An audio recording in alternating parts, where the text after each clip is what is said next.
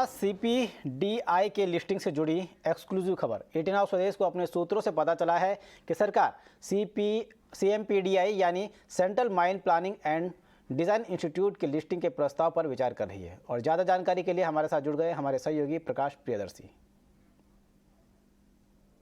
देखिए, जो हमें हमारे सूत्रों के हवाले से जानकारी मिल रही है उसके हिसाब से कोयला मंत्रालय ने सीएमपीडीआई की जो लिस्टिंग प्रपोज़ल है उसके ऊपर चर्चा शुरू कर दी है। तमाम ऐसे पहलू हैं जिस पर चर्चा चल रही है और योजना ये है कि जो भी रास्ते में रुकावटें हैं उसको दूर की जाए और कोल इंडिया की जो ये होली ओन्ड सब्सिडियरी है उसको लिस्ट किया जाए, क्योंकि सीएमपीडीआई जो है वो माइंस प्लानिंग और डिज़ाइन में से जुड़ी हुई कंपनी है।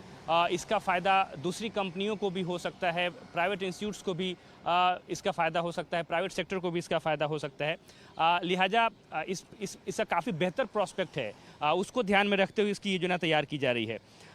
सूत्र हमें बता रहे हैं कि कोल इंडिया की जो दूसरी सब्सिडियरी है उसकी भी लिस्टिंग की प्लानिंग है, ये योजना है पहले से, लेकिन पहले ट्रांच में सीएमपीडीआई की लिस्टिंग को लेकर ऊर्जा मंत्रालय, कोयला मंत्रालय माफ़ करें, सहमत है और इस पर चर्चा शुरू कर दी गई है।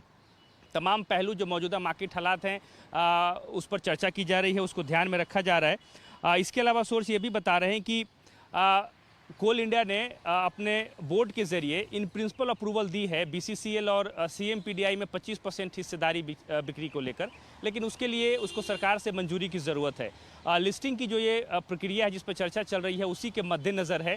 एक बार जब लिस्टिंग की प्रक्रिया पूरी कर ली जाएगी उसके बाद हिस्सेदारी बेचने पर भी चर्चा शुरू की जाएगी।